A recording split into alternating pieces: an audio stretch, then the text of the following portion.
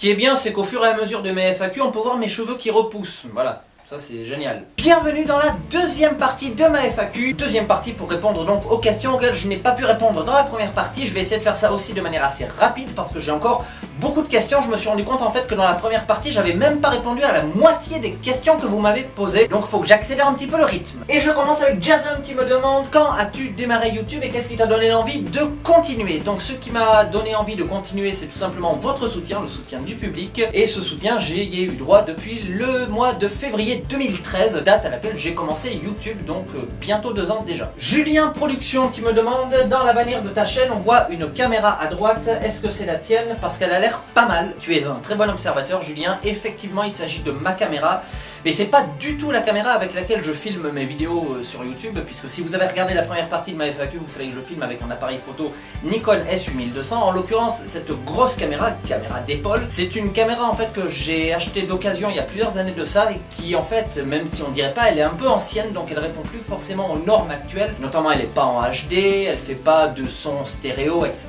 Elle fait pas tout ce qu'on attend aujourd'hui d'une caméra moderne, mais en tout cas ça reste un excellent moyen si on aime le matériel qu'on règle en manuel, pour les optiques notamment. Il y a plein de réglages à faire, donc voilà, je m'en sers en fait pour m'amuser, et je la conserve parce que je regretterai, je pense, de la revendre. Jumper Strickers qui me dit: quand tu as commencé YouTube, est-ce que tu espérais avoir autant d'abonnés? Je kiffe tes vidéos, continue comme ça. Et bien je te remercie beaucoup. Donc quand j'ai commencé YouTube, non, je pensais absolument pas avoir autant d'abonnés, parce que je savais pas du tout ce que valait mon travail en termes de vidéos, de qualité vidéo. Je savais pas comment le public le recevrait. Du coup, je pensais très honnêtement avoir grand maximum, avec beaucoup de chance, 300 abonnés. Mais aujourd'hui j'en ai 1000 de plus, donc voilà, ça dépasse toutes mes espérances. Johan, salut à toi, qui me dit: sais-tu manger avec des baguettes? Alors pas du tout, et je ne sais même pas manger en fait avec une fourchette, et je crois que je ne sais même pas manger avec mes doigts. Je crois en fait que je ne sais même pas manger. Faudra que je revoie le niveau de cette blague.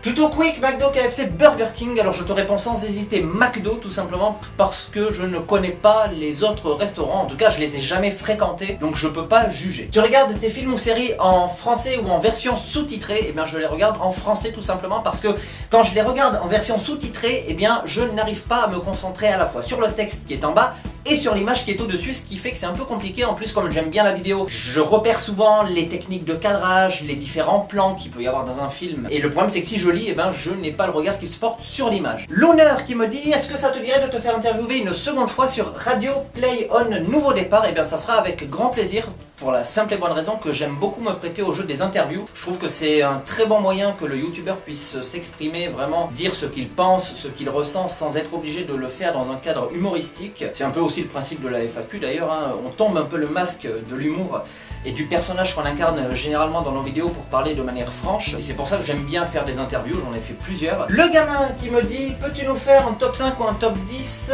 de tes youtubeurs préférés et qui ont moins de 1000 abonnés? En fait, je suis tellement de jeunes youtubeurs que je vous ai fait un top 20, alors évidemment j'en suis beaucoup plus, et s'il avait fallu que je mette toutes les personnes qu'il y a dans mes abonnements, en fait j'aurais eu sûrement un top 100, ce qui aurait été impossible à faire. Donc même si vous n'êtes pas là dans le classement, ça veut pas dire que je vous suis pas. Léa qui me dit: c'est quoi ton matériel pour faire tes vidéos? Sinon j'adore tes vidéos, continue. Je te remercie beaucoup Léa, ça me fait très plaisir. Donc mon matériel, c'est le Nikon S8200 et le Nikon D3100. Léo qui me dit: qu'est-ce qui t'a poussé à faire des vidéos a fortiori sur YouTube? C'est une excellente question. Ce qui m'a poussé à faire des vidéos sur YouTube, c'est surtout le fait de vouloir me confronter donc à un avis sincère de la part d'un public que je ne connaissais pas. C'est un exercice très difficile, mais en tout cas ça permet grandement de pouvoir se remettre en question et de s'améliorer, parce que quand on montre seulement nos vidéos à des amis ou à nos parents ou autres, ils sont jamais totalement objectifs et ils nous diront peut-être pas forcément quels sont les gros défauts de notre travail, puisqu'ils nous connaissent bien, donc peut-être c'est des défauts qu'ils ont l'habitude d'avoir avec nous, ils y font peut-être plus attention, alors que le public ne nous connaît pas et il est capable justement de nous dire ce qui ne convient pas. Les défis de Nico qui me dit: salut Lul, ça va? Donc ça va extrêmement bien, comme tu peux le constater.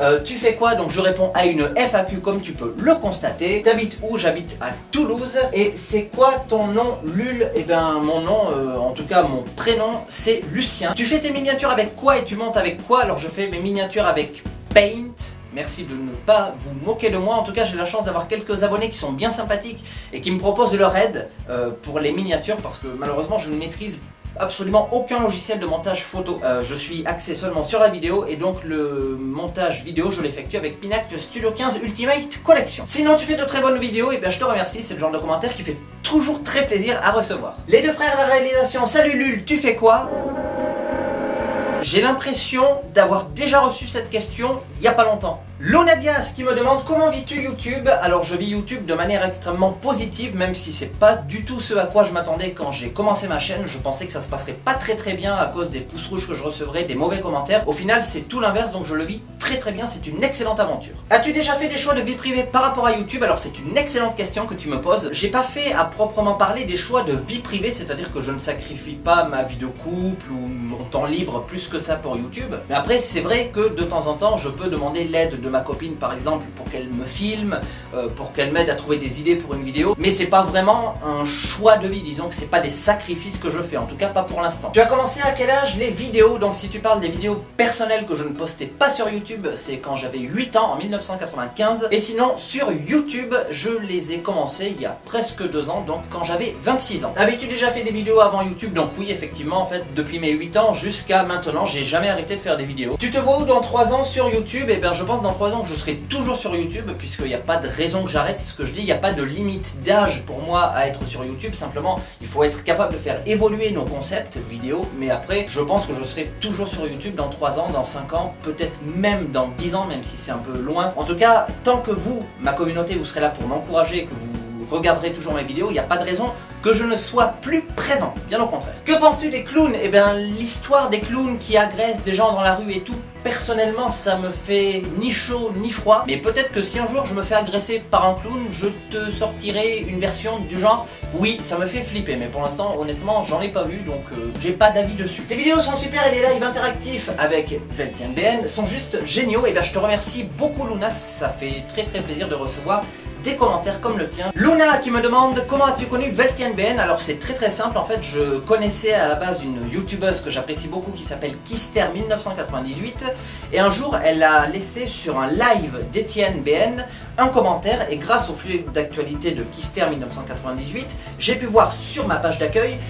le live d'EtienneBN s'affichait, sachant que je ne connaissais pas du tout Etienne, et c'est de cette façon-là que j'ai connu Etienne, puisque j'ai mis un commentaire dans le live, sachant qu'il y avait aussi dans ce live Shannon SCZ. Normalement, il y a un peu plus d'éclairage pour la question de Matadur qui me demande avec quoi filmes-tu tes vidéos? Donc ça, j'y ai déjà répondu. D'où te viennent toutes tes idées pour les vidéos? Généralement, je m'inspire de la vie quotidienne, en fait, de tout ce que je peux rencontrer tous les jours, tout simplement. Et il me demande aussi, tes proches ont-ils déjà vu tes vidéos? Alors oui, mes proches ont déjà vu mes vidéos, simplement j'ai pas des proches qui sont vraiment motivés et passionnés par l'audiovisuel, du coup pour le principe bien évidemment ils m'encouragent, mais le vrai courage je le trouve auprès de mes abonnés et pas vraiment auprès de mes proches en fait. Mais c'est pas grave, hein, c'est juste qu'ils sont pas passionnés par ça et je peux pas du tout leur en vouloir, c'est pas du tout une critique. Mathilde Mintouf qui me dit comment tu réagis quand tu as atteint les 1000 abonnés? J'étais très content parce que 1000 abonnés c'est un premier palier pour un youtubeur, c'est énorme et ça m'a vraiment donné beaucoup de motivation à poursuivre mon aventure YouTube. Ton logiciel de montage, ça j'y ai déjà répondu précédemment. Si tu étais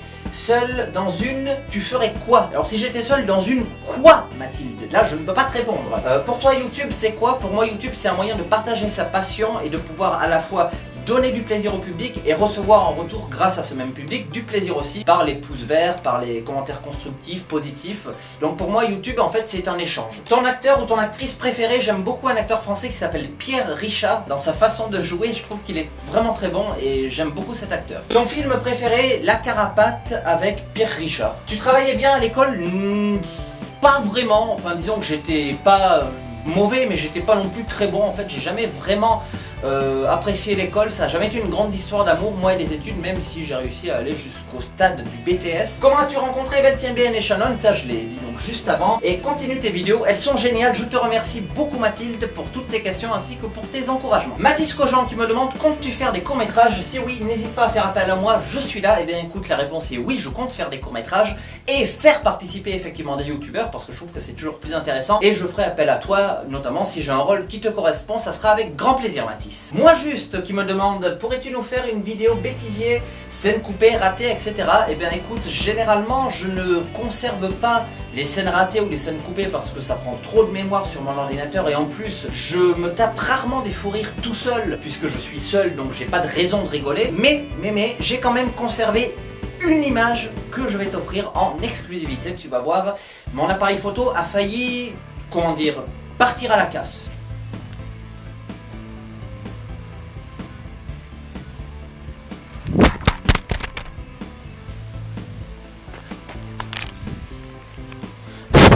On peut vraiment dire que j'ai sauvé la lentille de mon appareil photo et je ne referai jamais une chose pareille. Moi en mode solo, hey Lul, pourrais-tu nous montrer une photo de toi petit? Donc je t'invite à revenir dans la FAQ numéro 1, première partie, puisqu'il y a une photo de moi quand j'étais enfant. Quelle est ta plus grosse honte? Ah, là ça devient intéressant et je vous invite également à vous souvenir de la question de Herbès dans la première partie de ma FAQ. Herbès, aimes-tu le poulet baiser?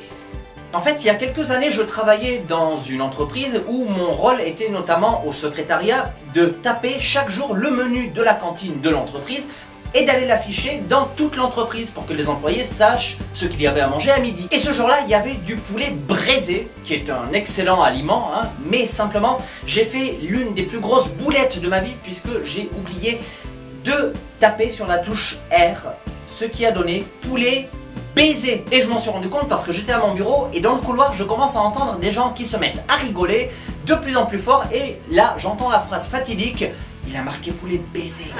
Et forcément, comme les gens savent que c'est au secrétariat, c'est-à-dire moi qui tape le menu, et ben j'avais très honte. Et puis bon voilà, je crois que c'est la plus grosse honte de ma vie d'avoir marqué poulet baiser au lieu de poulet braisé auprès de toute l'entreprise. Fais-tu des cauchemars? Non, parce que ce que je viens de te raconter c'était un cauchemar vivant, donc ça surpasse tous les cauchemars que je peux faire dans mes rêves. Un aliment que tu détestes? Oui, le poulet baiser. Un aliment que tu adores? Le poulet braisé. Sinon tu fais de très bonnes vidéos, et ben je te remercie beaucoup et merci à toi de m'avoir posé toutes ces questions. Et voilà, la deuxième partie de ma FAQ est terminée. Vous me retrouverez d'ici 2 semaines à peu près pour la troisième et je l'espère dernière partie de ma FAQ, parce que j'ai reçu tellement de questions en fait que je suis obligé de faire 3 parties, mais je vous en remercie beaucoup parce que c'est un plaisir pour moi de répondre à toutes vos questions. Et vous me retrouverez aussi très prochainement pour de nouveaux sketchs, courts-métrages, etc. En tout cas, je vous remercie et je vous dis à très bientôt. Ciao.